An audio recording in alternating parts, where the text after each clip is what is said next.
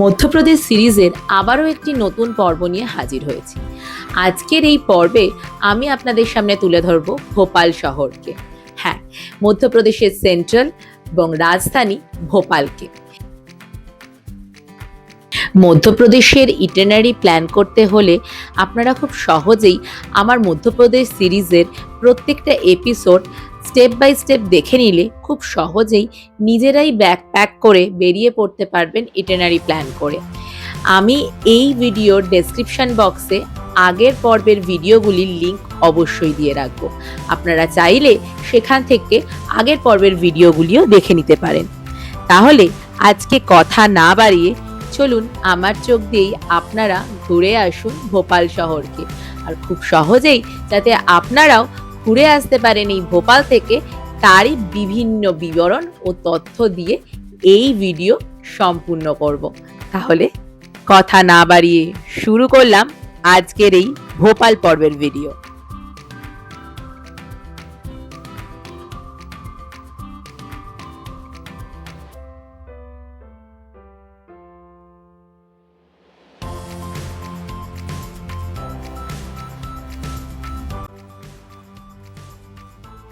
নমস্কার, আমি Soumi and welcome to my channel the Ghumakkar গান।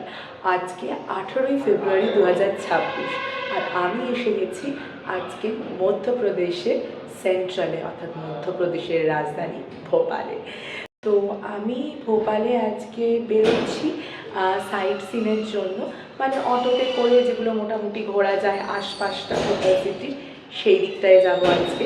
আর তার আগে আপনাদের দেখিয়ে দিই আমি যেই রুমটায়, মানে আমি যেই হোটেলটা বুক করেছি সেই হোটেলটার ভেতরটা। এটি হচ্ছে হোটেলের বাইরের এরিয়াটা।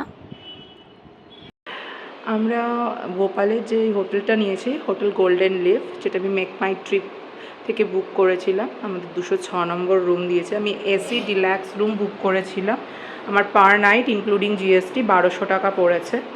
এখানে একটা টিভি আছে, টিভি ক্যাবিনেট আছে, এইখানে একটা স্টাডি টেবিলের মতন আছে, আর এখানে সেন্টার টেবিল, দুটো সোফা চেয়ার আছে। এইখানে আছে হচ্ছে মিরর উইথ একটা ছোট ড্রেসিং ড্রয়ারের মতন। এখানে একটা ওয়ার্ড্রোব আছে, আর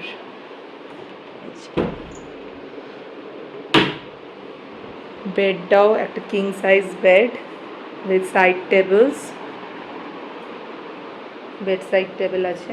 আর এটা হচ্ছে ওয়াশরুম, ওয়াশরুমে ওয়েস্টার্ন টাইপ। আর এখানে সেন্ট্রাল গ্রিজার আছে, র্যাকস আছে, এখানে স্যাশেট দেওয়া হয়েছে টয়লেটারিজের। এখানে হচ্ছে মিরর, বেসিন। তো সমস্ত রকম অ্যামিনিটিসের অ্যাভেলেবেল, সমস্ত রকমই সব কিছুই ঠিকঠাক আছে। এইখানেও দুটো সোপ অ্যান্ড স্যাশে দিয়েছে, ওখানেও চায়ের একটা স্যাশে দিয়েছে।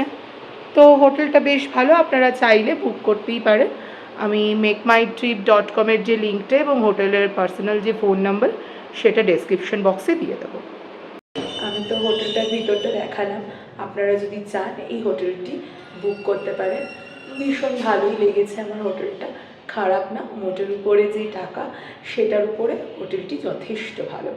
তো এবারে আমরা কথা না বাড়িয়ে বেরিয়ে পড়ি, আর কিভাবে ঘুরছি না ঘুরছি সমস্ত ডিটেলস দেবো। তো আমি এখন চলে এসেছি বোট ক্লাব বা আপার, এখানে বোট ক্লাবই বলে, আপার লেক দেখতে।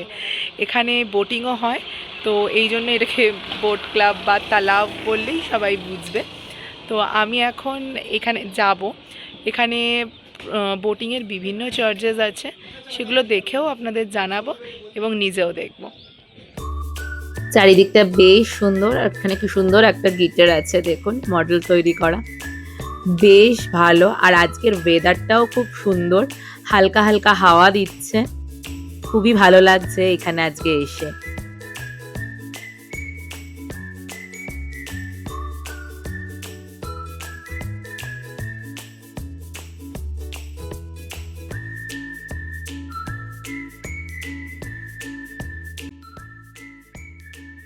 তো এখানে স্পিড বোটিং তো বন্ধ আছে, শিকারা বোটিংয়ের জন্য পার পারসন 200 করে বললো এখানে, আর প্যাডেল বোটিংয়েরটা হচ্ছে ওই 100 থেকে 150 টাকার মধ্যে। তো খুব সুন্দর জায়গা। আমি এখানে বোটিং করছি না, কিন্তু আপনারা আসলে চাইলে এখানে এসে বোটিং করতে পারেন, কিন্তু বসার জন্য খুব সুন্দর জায়গা। আর বিকেলের দিকেও আসতে পারেন।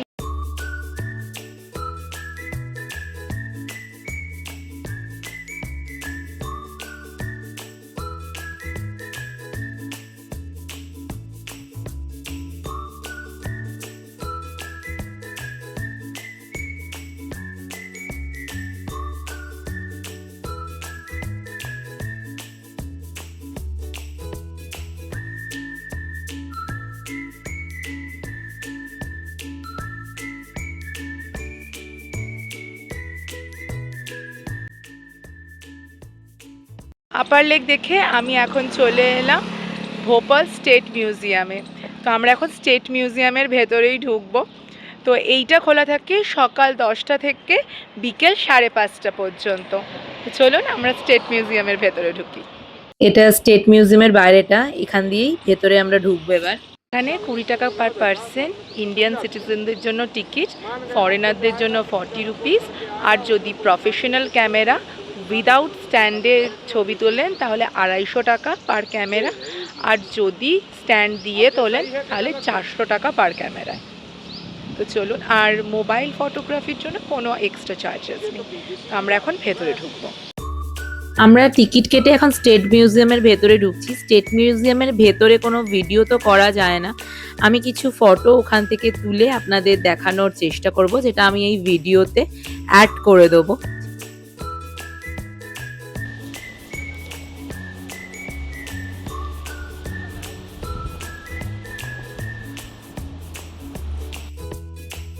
তো ভেতরে কিন্তু এরকম বিভিন্ন সংগ্রহ আছে, প্রচুর বড় মিউজিয়াম, প্রচুর প্রচুর সংগ্রহ। আমি তার মধ্যে থেকে কিছু কিছু ছবি এখানে তুলে অ্যাড করতে পারলাম, কারণ এত ছবি অ্যাড করা পসিবল না। কিন্তু ভেতরটা ভীষণই সুন্দর। আপনারা এখানে আসলে, অর্থাৎ ভোপালে আসলে অবশ্যই অবশ্যই করে এই স্টেট মিউজিয়াম কিন্তু ভিজিট করবেন।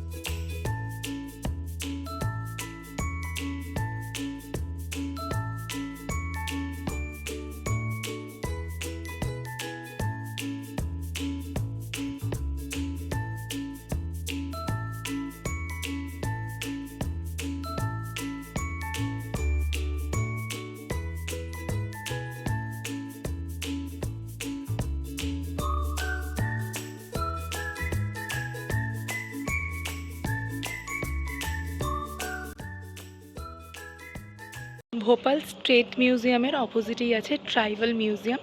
এখানেও 20 টাকা পার পারসন টিকিট এবং ফরেনারদের জন্য 40 টাকা।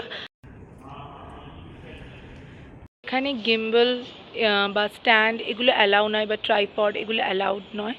ক্যামেরার জন্য, প্রফেশনাল ক্যামেরার জন্য 100 রুপিস। আর এই মিউজিয়ামটা খোলা থাকে দুপুর 12:30 থেকে একদম রাত্রির 8টা অবধি। তো এখন চলুন ভেতরে ঢুকি।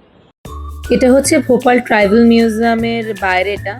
এখানেও ভেতরে কোনো ভিডিও তোলা যায় না, তো আমি এখান থেকে কিছু কিছু ফটো তুলে সেইগুলো এই ভিডিওর মধ্যে অ্যাড করলাম। ভেতরটা ভীষণই সুন্দর, হঠাৎ করে মনে হবে কোনো দুর্গাপুজোর প্যান্ডেলে ঘুরতে চলে এসেছি, এতটাই সুন্দর। তাহলে আমি কিন্তু হাইলি রেকমেন্ড করব, যদি আপনারা ভোপালে আসেন, স্টেট মিউজিয়াম তো ঘুরবেনই, তার সাথে ট্রাইবাল মিউজিয়ামটাও একদম বাদ দেবেন না। আপনাদের দারুণ লাগবে, এইটুকুন আমি গ্যারান্টি দিয়ে বলতে পারি।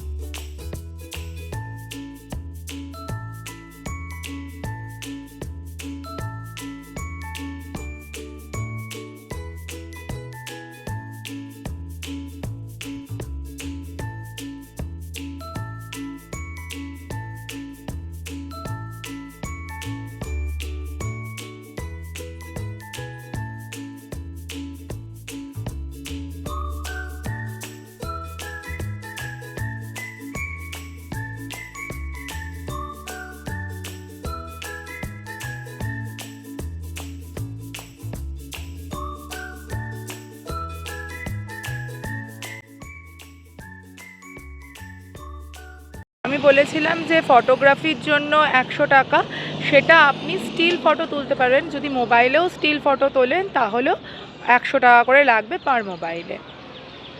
আমি এখন দাঁড়িয়ে আছি ভারতের সবথেকে বড় মসজিদ তাজ উল মসজিদে। এটা এশিয়ার 3য়তম এবং ভারতের বৃহত্তম মসজিদ। তো আমরা এখন ভেতরে ঢুকবো। মুঘল সম্রাট বাহাদুর শাহ জাফরের রাজত্বকালে ভোপালের নবাব শাহ জাহান বেগম নবাব সৈয়দ সিদ্দিকী হাসান খানের স্ত্রী এই মসজিদটির নির্মাণ কাজ শুরু করেছিলেন এবং তার কন্যা সুলতান জাহান বেগম নির্মাণের কাজ অব্যাহত রেখেছিলেন। তার জীবনদশায় তহবিলের অভাবে মসজিদটি সম্পন্ন হয়নি। 1857 সালের যুদ্ধের পর নির্মাণ কাজ দীর্ঘদিন বন্ধ হওয়ার পরে 1971 সালে ভোপালের আল্লামা মোহাম্মদ ইমরান খান নদভী আজহারি এবং মাওলানা শাহেদ হাসমত আলীর নির্মাণ কাজ শুরু করে। 1985 সালে এর নির্মাণ কাজ শেষ হয়। কুয়েতের আমির তার প্রয়াত স্ত্রীর স্মরণে প্রায় 1250 সিরীয় মসজিদের মোটিফ ব্যবহার করে এর পূর্ব দিকের ফটকটি সংস্কার করতে অর্থায়ন করেন।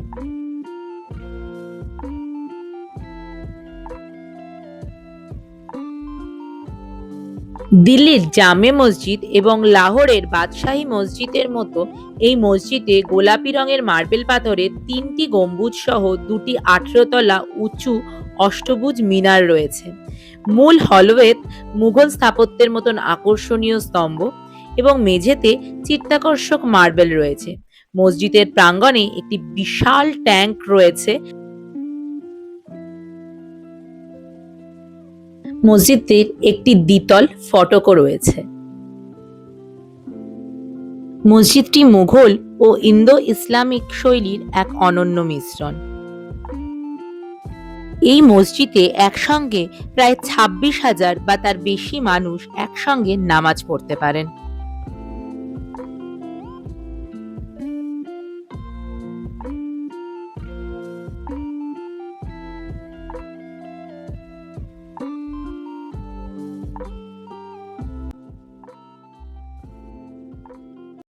তো এখন আমরা তাজুল মসজিদ থেকে একটুখানি লাঞ্চ ফাঞ্চ করে চলে এলাম এই 4টের সময় মানুভানকি ঠেকরি। মানুভান ঠেকরিতে আমরা এবারে উঠবো। মানুভান ঠেকরিতে হাঁটার রাস্তাও আছে আর রোপওয়ের রাস্তাও আছে। তো আমি রোপওয়ের ভিউ এনজয় করতে করতে যাব। যাওয়া আসা 6 বছরের উপরের বাচ্চাদের জন্য 90 রুপিস পার পারসন, আর 6 বছরের নিচে হলে 4 থেকে 5 বছরের জন্য হচ্ছে 60 টাকা করে। আর সকাল 10টা থেকে বিকেল 7টা অবধি কিন্তু এটা ওপেন থাকে। তো এখন আমরা ঢুকি, রোপওয়ের টিকিটটা কেটে উপরে যাই। দেখুন, আমরা এখন রোপওয়ে করে একটুখানি ট্রেকের মতন করে, ট্রেক নয়, একটু জাস্ট 5 মিনিট মতন একটু এবড়ো খেবড়ো পথ দিয়ে হেঁটেই এই সুন্দর একটা ভিউ মানুভান টিকরির আপনারা এনজয় করতে পারবেন। একটা কথা আমাদের কিন্তু ভুলে গেলে চলবে না। 1984 সালের 2রা থেকে 3রা ডিসেম্বর রাতে ভারতের মধ্যপ্রদেশের এই ভোপালে অবস্থিত union carbide India limited UCIL কীটনাশক কারখানা থেকে বিষাক্ত মিথাইল আইসোসায়ানাইড গ্যাস লিক করে এক ভয়াবহ ট্র্যাজেডি ঘটেছিল, যা আমরা জীবনে কোনোদিনও ভুলতে পারবো না। এটি বিশ্বের অন্যতম বৃহত্তম শিল্প দুর্ঘটনার মধ্যে একটি, যেখানে হাজার হাজার মানুষ মারা গিয়েছিল। দীর্ঘমেয়াদী প্রভাবের কারণে 15,000 থেকে 20,000-এর বেশি মানুষের এখানে মৃত্যু হয়েছিল। আজও সেই অভিশপ্ত ইতিহাস বয়ে চলেছে এই ভোপাল। এর জন্য খুবই কষ্ট হয় এত সুন্দর শহরের এই ধরনের এক পরিণতি দেখে।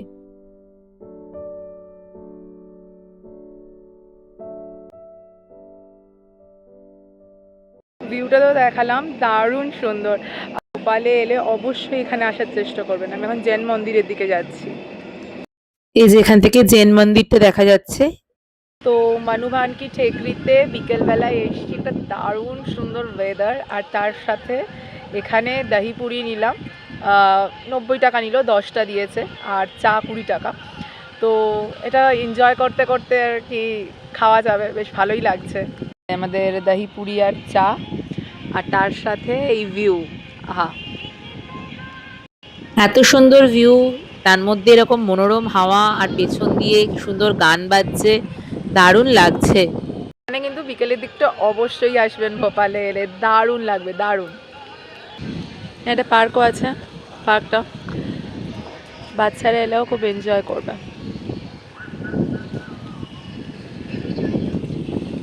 আর এই যে এখানে ফুড কোর্ট আছে, এখানে আপনি খেতেই পারে। তো আমি আবার উঠে পড়লাম রোপওয়েতে, তো বেশ এনজয় করলাম। আর এবারে দেখাতে দেখাতে যাই আপনাদেরকেও যে রোপওয়ে থেকে কেমন লাগে।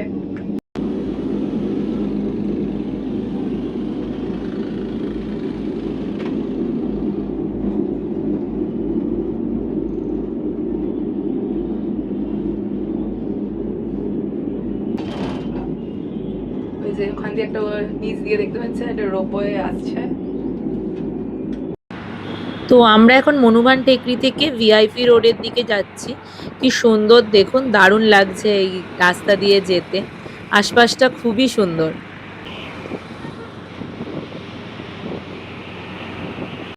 তো আমি এখন চলে এসেছি ভিআইপি ভিউ পয়েন্টে, ভিআইপি রোড ভিউ পয়েন্টে। তো আমার পেছনে রাজা ভোজের একটা মূর্তি দেখা যাচ্ছে। তো এই জায়গাটা কিন্তু ভোপালদের মানুষদের কাছে ভীষণ পপুলার। এখানে আমাদের অটোওয়ালারা বলছিলেন, যে অটোওয়ালা দাদারা বলছিলেন যে 4:30 ভোর 4:30 পর্যন্ত এখানে লোক থাকে, আর বিকেলের সাইডটায় এখানে সবাই ঘুরতে আসে। সত্যি এত সুন্দর জায়গাটা, আপনারা এখানে আসলে এই জায়গাটা কিন্তু একদম মিস করবেন না, আর বিকেলের দিকেই আসার চেষ্টা করবেন। আর একটু সন্ধে করে এলে এই দিকটা পুরো আলোয় আলোয় ভরে যায়। এই রাজা ভোজের যে স্ট্যাচুটা, এখানেও আলো জ্বলে, প্রচুর আলো দেওয়া আছে। তারপরে যে ব্রিজটা, সেই ব্রিজে ওখানেও প্রচুর আলো জ্বলে। দূরে যে সেতুটি দেখা যাচ্ছে ওটাকেই ভোজ সেতু বলে। ভীষণ সুন্দর লাগে বিকেল বেলাটা।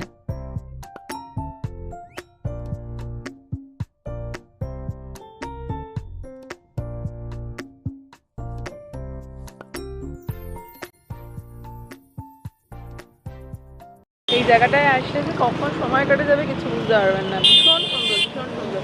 বিকেলের দিকটা অতি অবশ্যই এখানে আসবেন, বিশেষ করে সানসেটের সময়টা খুব ভালো লাগবে।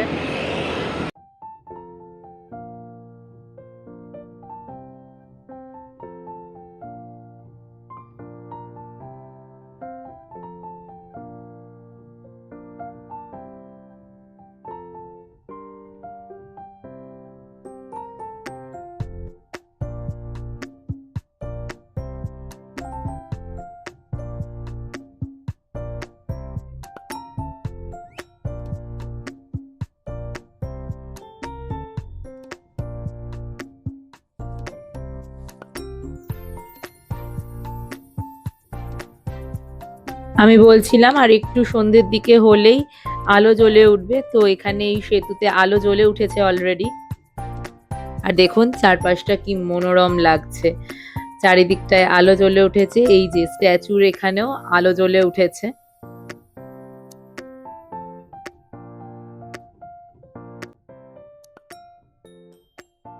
আজকে ভিআইপি রোড থেকে সোজা আমরা চলে এসেছি জ্যামজ্যামে, যেটা হামিদিয়া রোডে আছে। এতে 3টে ব্রাঞ্চ আছে। তো আমি আজকে জ্যামজ্যামের যে হামিদিয়া ব্রাঞ্চটা সেটাই এসেছি। তো এখানে এসেছি, কালকেও এসেছিলাম, এখানে এসে বিরিয়ানি ট্রাই করেছিলাম। মেনলি দেখানো হয়নি, কারণ কালকে প্রায় রাত 11:30টার সময় আমি নেমেছি ট্রেন থেকে, তো সেই কারণে আর দেখানো হয়নি। বিরিয়ানির টেস্ট কিন্তু অসাধারণ। ভোপালে এসব পর সেখান থেকে বিরিয়ানি ট্রাই করবেন। ফুলের দাম হচ্ছে 150 টাকা, আর হাফ হচ্ছে 80 রুপিস। 80 রুপিসে যা কোয়ান্টিটি দেয়, একজনের জন্য এনাফ। ছোটো ছোটো মাংস দেওয়া হয়, 3 পিস মতন মাংস থাকে। তো এখানে শুধু বিরিয়ানি নয়, এখানে কাবাব, তারপরে হচ্ছে এই চিকেন টুইস্টার, বিভিন্ন জিনিস পাওয়া যায়। তো আমি দেখিয়ে দিচ্ছি, এখানে এলে অবশ্যই আসবেন। আর আজকে আমার চিকেন টুইস্টারটা খাওয়ার ইচ্ছা আছে, আর কাবাব খাওয়ার ইচ্ছা আছে, তো আমি আপনাদেরও দেখাবো। এখানে ফার্স্টে টোকেন কাটতে হয়, তারপরে যেই কাউন্টারে যেটা দেওয়া হয় সেই কাউন্টারে আপনি পার্সেল করাতে চাইলে পার্সেল, আর নইলে এরকম দাঁড়িয়ে এখানে খেতে হয়।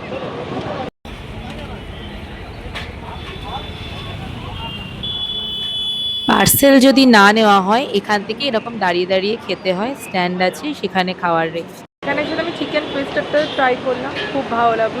তো চিকেন রাশিয়ান কাবাব একটা নতুন ট্রাই করলাম, এটার সাথেই প্রচণ্ড ভিড়, তাই জন্য আর দেখালাম না, কিন্তু সত্যি খুব খুব খুব ভালো। বিরিয়ানি তো ট্রাই করেই ছিলাম, আর তার সাথে এইগুলো ট্রাই করলাম, দারুণ। কালকেও আমি থাকবো ভোপালে, যদি দমদমে আসি একটু ফাঁকা থাকে তাহলে আমি আমার খাওয়ার এক্সপিরিয়েন্সগুলো বলতেও থাকবো। তো এই দুটো খেলাম, দারুণ সুন্দর। আপনারা আসলেই দমদমে আসতেই পারেন, এটা হামিদিয়া রোডে আছে।